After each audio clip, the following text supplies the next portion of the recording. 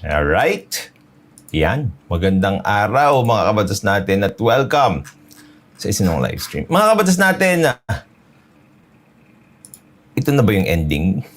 Okay. Ito na ba yung pagkakataon kung saan yung hearings in aid of legislation nila ay titino-tino na? Kasi nga mga kabatas natin, ipapaalala ko ulit sa inyo, walang iba kundi yung yumaong Senator Miriam Santiago ang nagsabi na kapag siya ay magkakaroon ng wish sa isang genie, mga kabatas natin, ang iwi-wish niya ay tumigil yung Senate hearing in aid of legislation.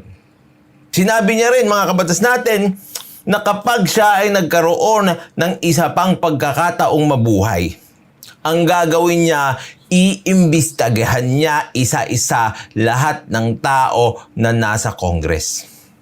Bakit niya nasabi yun? Kasi alam natin mga kabatas natin na yung mga taong nasa Congress, mga kabatas natin, ang daming kabulastugan.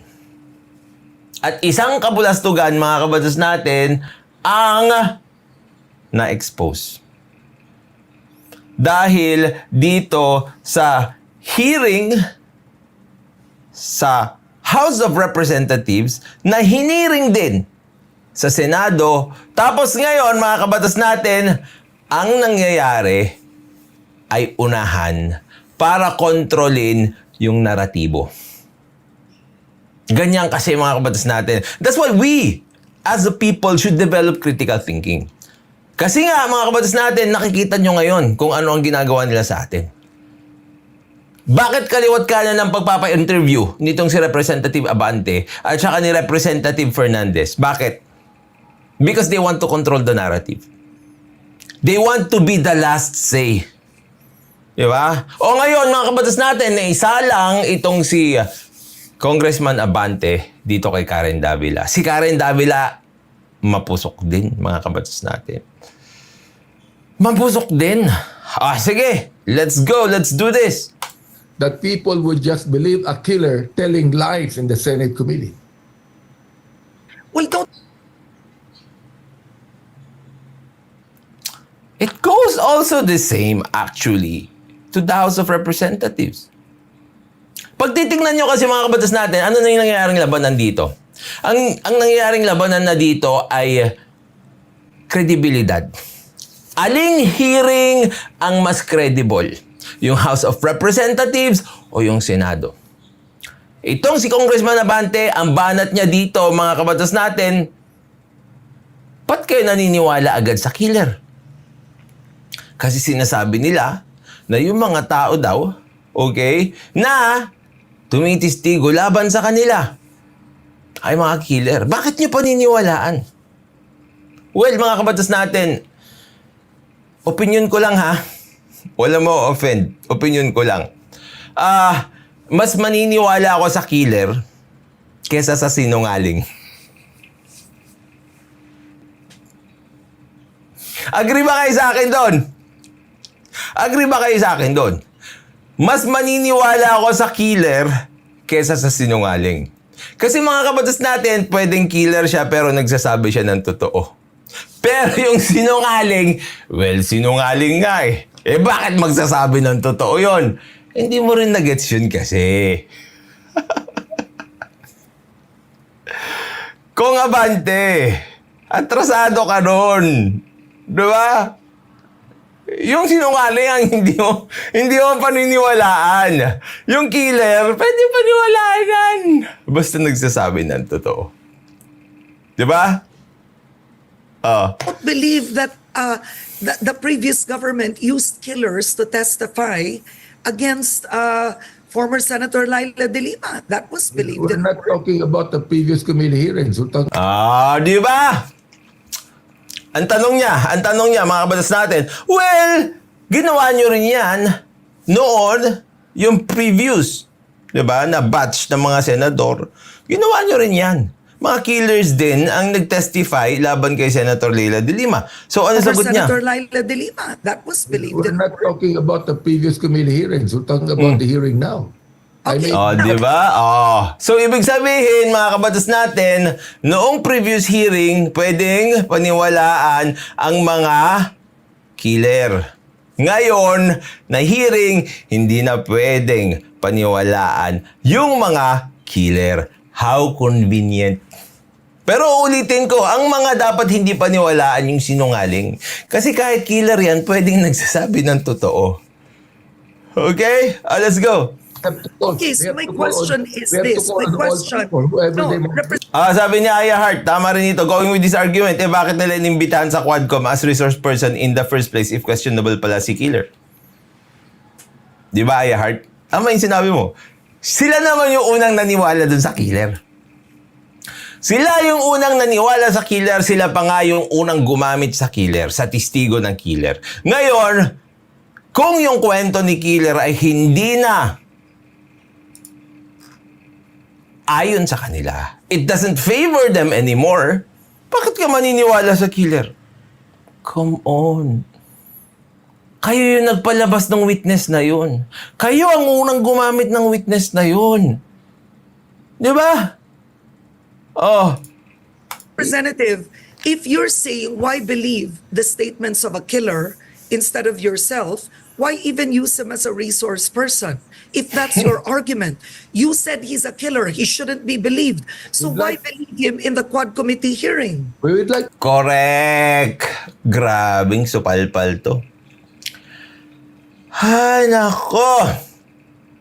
Parang ito, mga kabatas natin, merong scammer. Alam naman natin na yung mga scammer ay sinungaling. Di ba? Scammer na content creators, na vloggers. Alam mo nang merong niloko yan, doon sa NFT, doon sa crypto, doon sa mga investment na kung ano-ano, tas paniniwalaan mo pa rin. Bakit sinabi niya, ay hindi, yung Axie lang ang scam. Itong Qubits hindi na. Qubits Cube, hindi na scam yan. Tas eventually, lumabas na scam ulit yon. Gagawin ulit sa'yo sa susunod yon. Ganon din yung nangyayari dito. It is an endless cycle. Bakit? Kasi nga, you are not the proper forum. Tama. Tsaka Kengkoy, huwag nyo rin paniwalaan yung mga Kengkoy. Di ba? Huwag nyo rin paniwalaan yung mga Kengkoy. Basta Kengkoy, alam nyo na yan. to find out the truth. Why is it that Colonel Gar Tignan nyo. Bakit ginamit? Wala rin sa hulog itong si Congressman Abante. Ang tanong sa kanya, bakit nyo ginamit itong killer to find out the truth? O di ginamit nyo pa rin. How will you find out the truth if you have the predisposition already that you cannot believe a killer? Him in the Quad Committee hearing. We would like to find out the truth. Why is it that Colonel Garma changed their statement? Why is it that Doon pa lang sinasabi ko na sa inyo yung pagpalit ng statement ni Colonel Garma, that says a lot about your hearings in aid of legislation. Kasi nga, yung mga testigo pwedeng bumabaliktad na lang nang wala man lang consequences. And if that is the case in your Senate hearings in aid of legislation, wala nang kredibilidad yan. Wala nang kredibilidad yan. There is not a single consequence. O ngayon, doon sa Senate din, sinabi nila, bibigyan nila ng immunity yung mga tao. Do you think they can give immunity to those people who committed perjury? They cannot. Do you think the Senate has the power to give anyone immunity in committing a crime? No. They themselves cannot give themselves immunity from committing a crime. It is the law that gave them immunity. Yung parliamentary immunity. Hindi nila pwedeng ipasa yun sa ibang tao. Di ba? Oh. Colonel Leonardo said that there is still a reward system? I mean, we would like to ferret out the truth. Okay?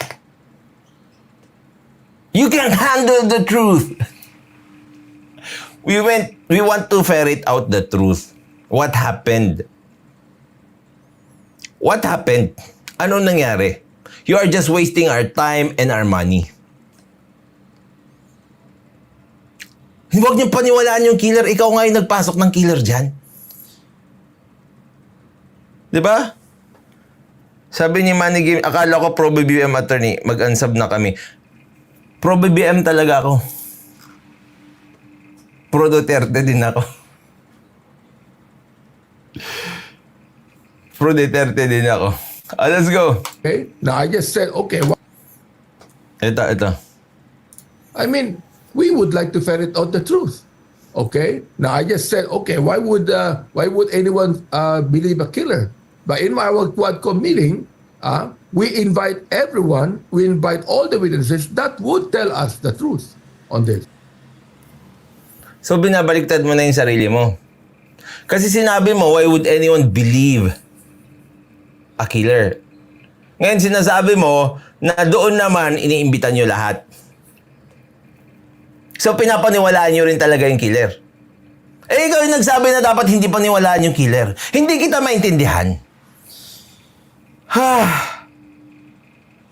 Now, if they will not tell the truth, they will still lie. It's up to them. We are Then what's the point of going there? If they will just lie. It's up to them pala. You're pointing here that the Senate hearing in aid of legislation as well as your Quadcom hearing is useless. Kung meron tayong kukunin doon, ay yun. Diba? Judgmental preacher. Tama ka dyan, Tato. Imagine mo, preacher ka, tapos meron tayong presumption of innocence. Hindi namang guilty yung tao, pero sasabihin mo, killer siya. Oh my goodness. Sabi ni Eric Santos, balik subscribe na kami ng pamilya ko. Wag na. Come on. Mag-unsubscribe lang kayo. Wag na kayong mag-subscribe. Pinapagod nyo lang yung sarili nyo. Okay? Wag na. Bukas mag-unsubscribe ulit kayo. Depende sa content ko yan. are here to investigate. We are not here to lie. Why are you there? To investigate. Tignan nyo, oh. Ay, it's up to them. We are here to investigate. We are not here to lie. Nakita nyo yun? We are here to investigate. We are not here to lie. Bakit mo naisip pa yung lie na yon? Resource person ka ba? That's the point there eh. Yung investigation nyo kasi, it's not actually an investigation. You contempt people kapag hindi nyo gusto yung sinasabi nila. Di ba? Ngayon, bakit kayo magsisinungaling kung dapat naman kayo yung nag-iimbestiga? Di ba ang trabaho ng isang investigador ay magtanong lang? Maghanap lang ng katotohanan? Bakit? We are not here to lie. Kasi nagda-damage control ka na. Kasi nga, mali yung ginawa nyo na sinasala nyo yung mga resource persons nyo bago sumalang. Diba? Diba? Correct me if I'm not correct. Let's go. At the end of the day, Representative Abante, why should the people believe now that what he told in the Quadcom hearing is true, that he knew of the reward system, and in the Senate, he would lie by saying that he was asked to confirm it? That And is already, Sige. Ito, sagutin mo. Karen, that is already expected. I mean, Another stupendous answer. That is already expected. Why? So you were expecting already that the person is lying. So sinayang nyo lang talaga yung oras namin.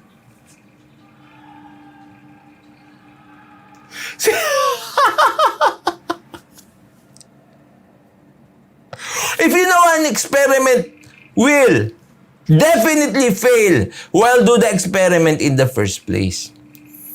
Ano yung magsasayang ka lang ng oras? Expected na pala na magsisinungaling siya. Why did you do that after all? You see, I've been telling you from the very beginning, itong mga hearings na ito, they are useless.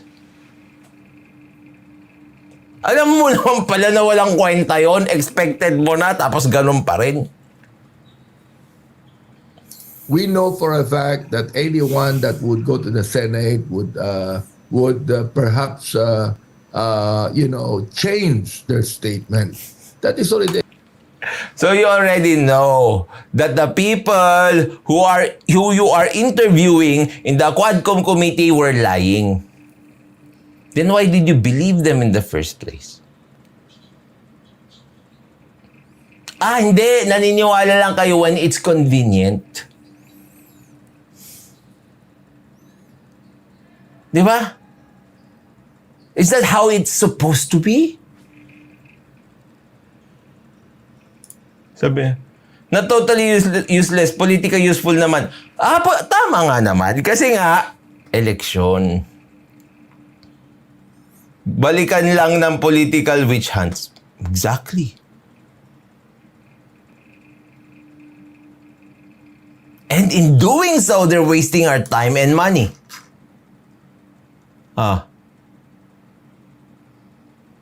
Hindi lang oras nasasayang, pati pondo nasasayang. Expected, Karen. But why would he do that? What's in it for him? He's a police colonel. He doesn't want a promotion. If he wanted a promotion, possibly, he would have stuck with the story that he knew of the reward system, given I don't know. Maybe given the political environment today. But yet he goes to the Senate and risks actually by saying they asked me to lie. I don't know, but perhaps he's there to protect the president. Perhaps he's there. Huling-huli na ito. He's there to protect the president? So pag pupunta siya doon sa sa Quadcom, he's there to destroy the president. Pag pupunta siya sa Senate, he's there to protect the president. Ano ba talaga? There to just agree with the president, with the former president. You see, we really do not know. We do not know what is in the mind of any person. So your hearings are useless. Because you don't actually know anything. You don't know anything, right? You really don't know because we don't know what's in the mind of the person. Pero miniting nyo bago nyo sinalang. O di alam nyo na kung ano yung nasa mind niya. Niloloko nyo kami. Iwi. We expect that to happen, you see. Okay.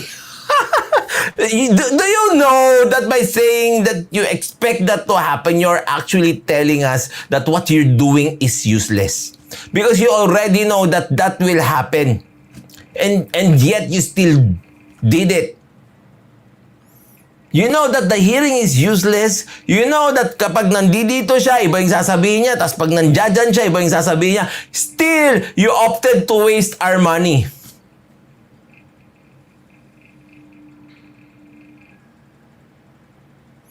And you're not a very good, you're actually not good in answering questions. You have a lot of self-defeating statements. And you're just trying to dig a deeper hole against your Quadcom.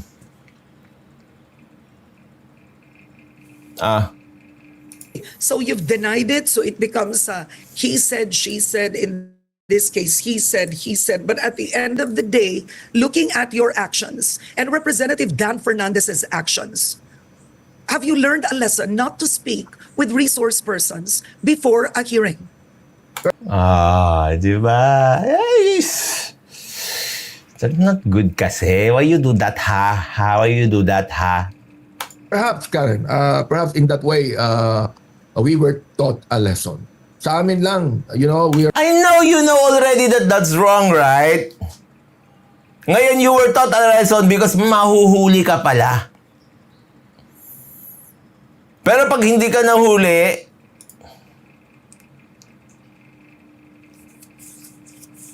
walang lesson. You're just giving them room. Okay? Walang anumang coercion dito. Walang anumang promise of promotion dito. We cannot even promise. Come on.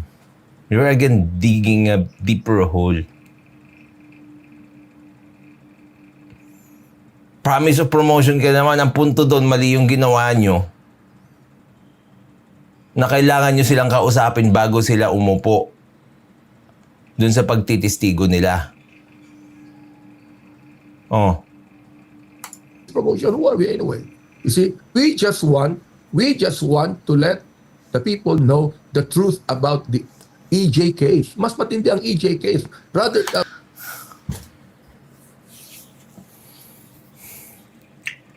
You just want us to know the truth about EJ case. What happened? We are now more confused than ever. And, Congressman Abante, I have to remind you again. You are not there to actually know the truth.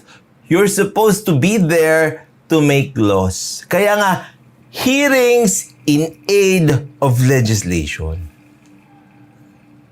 Kaya doon yung makikita mga kabatas natin na hindi talaga nila alam kung ano ang purpose ng hearings in aid of legislation. They are there to seek the truth. No, the court does that.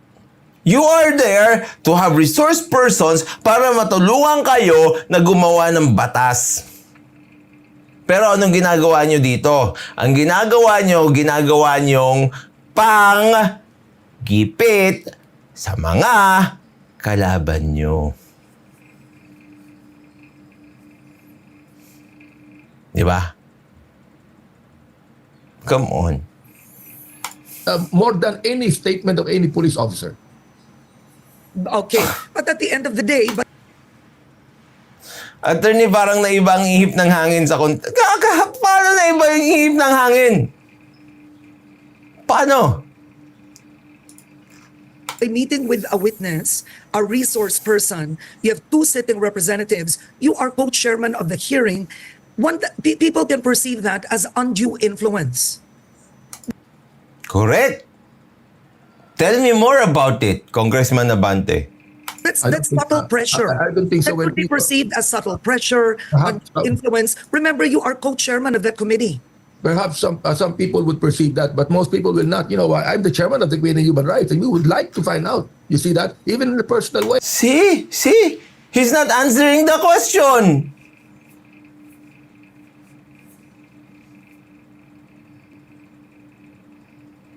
Why are you not answering the question? Why you're trying to iwas, ha? We're not, you know, I'm the chairman of the Committee on Human Rights, and we would like to find out. You see that? Even in a personal way. Kung halimbawa, nakiusap yung isang resource person, pwede bang makausap kayo muna? So, we give way. We give way. What You gave way, but did it work though? It did not. Ngayon na nag-backfire,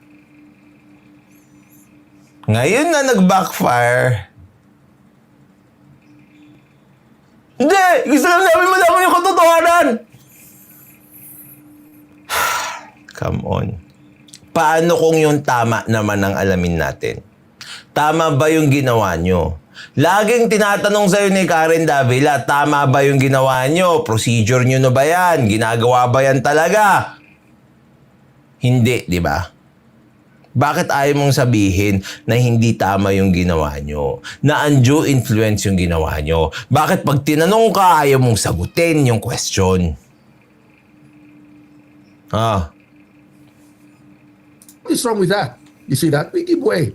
Because he would like to know the truth of the matter. But then, magkakaroon ng pagkakaiba ng statement niya. Well, it's up to him.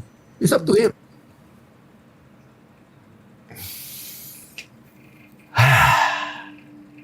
See, yan sinasabi mo magkakaroon ng pagkakaiba sa statements niya. That is the very reason why your hearings in aid of legislation are useless. You see that? Kami lang, ang aming lang attitude is that Magpabida. Sige, patingin nga yung attitude nila. Hindi naman kami matigas. Malambot din kami na nais namin na malaman ang katotohanan. Kung yung tao... Di ba? Yan yung palusot nyo lagi. Katotohanan, katotohanan, katotohanan. Nalaman ba natin yung katotohanan? Ginulo nyo lang lalo. Sinasayang nyo lang yung oras at yung pera namin. Nais niya, pwede ba kayong makausap? So why not? Oo. But you know, coercing a person... But Representative Dan Fernandez was there with you. Oo, iniwas siya, di ba? Ang pinakatanong sa kanya dyan, mga kabatas natin, tama ba yung ginawa nyo? Di ba undue influence yung kausapin nyo siya bago kayo mag-hearing? Ano siya? The truth! The truth! The truth! Sabihin mo kung tama o hindi. Pero bakit ayaw mo sagutin? Kasi hindi tama, no? Goodness. Nakakainis lang yung ganyan, no? Na parang napaka-confident niya pa magsalita.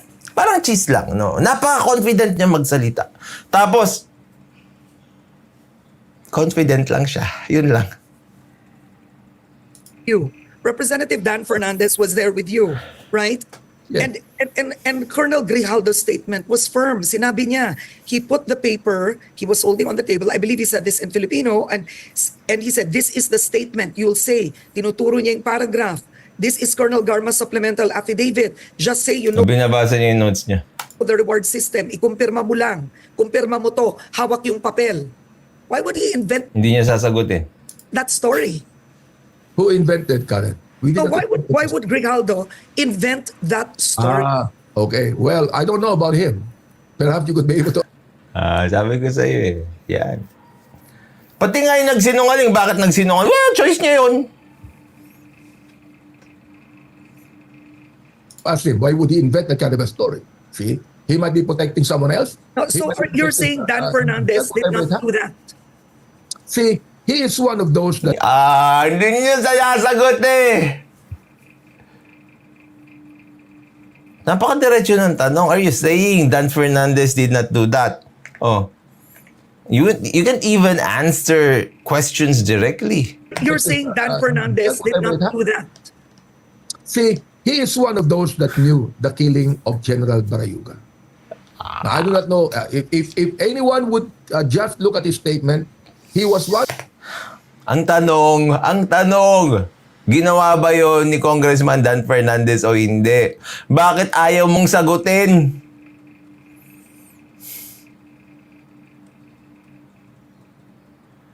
Simpleng-simple. Hindi tama kasi yung ginawa mo, sabihin nyo na lang na hindi niya ginawa kung hindi niya talaga ginawa. Yun yung tamang sagot, di ba? Parang guilty or not guilty? Of course not guilty. Parang 16 to 60. Of course 16. Parang ganon. Ginawa mo ba yung krimen? Hindi po. Ginawa mo ba yung maling ginawa? Napakadaling sabihin na hindi. Bakit hindi mo masabi? Kasi ginawa nyo. Ganon ba yun? That's a very easy question to answer. Because the correct answer is hindi namin ginawa yan. Bakit hindi mo masagot-sagot yung napakasimpleng tanong na yon na maniniwala naman kami sa iyo?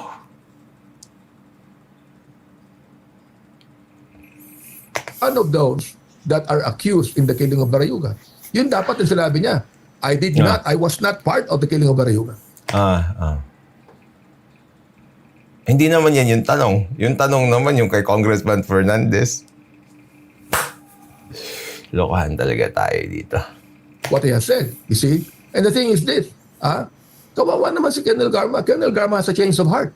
She had reflection and she said, I now would like to say that. Bakit kay Colonel Garma na naman tayo? Ang tinatanong yung kay Congressman Fernandez. Lumayo na yung kwento mo. Hindi mo pa nasagot yung tanong. The truth, because the truth shall set me free.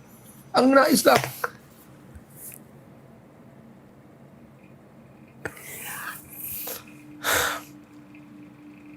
Iwas ng iwas. Iwas ng iwas. Among ni Colonel Garma is that perhaps you can talk to Colonel Grijaldo he has a lot of things to say. But all of a sudden, he had nothing to say but go against the statement of Colonel Garma. But you did not answer the question. Tingnan natin. Ito last question. Tuloy na lang natin mamaya. That's what I'm trying to say. That's what a resource person is. It depends, you know. It's a matter of, by looking for the truth, we can't influence them to speak one way or the other. Because now he claims, this is what he's saying. I mean, this is what he's saying in the Senate, that at first he refused Dan Fernandez, right? Sinabi niya wala siyang alam sa reward scheme. Tapos, kinausap mo siya pagkatapos. Tapos dito mo na parang, this is where undue influence could be perceived or pressure. Yan. Alam nyo, dito ako mag-end. Ituloy natin dyan mamaya, ha? Dito.